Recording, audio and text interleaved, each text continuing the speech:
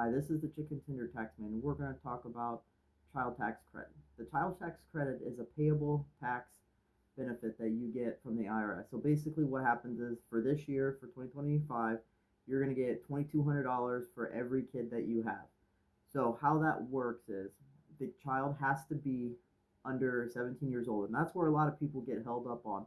Is their kid's 18 years old, they live at home with them, and they're going along, and they turned 18 their senior year of high school, and then they go and get their taxes done, and they're like, hey, why do I owe money to the IRS? Well, that's because when they go from 17 to 18, the year they turn 18, even though they're still probably living with you at home and they're a senior in high school, you don't get that child tax credit anymore. And so that's a big difference on somebody's tax return when all of a sudden you're not getting a $2,200 credit to you.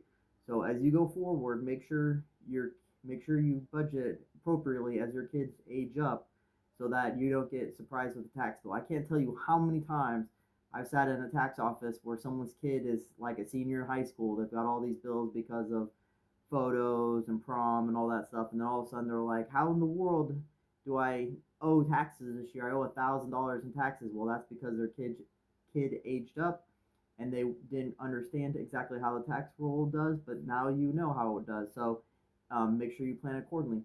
This is your chicken tender tax man. Have a good day.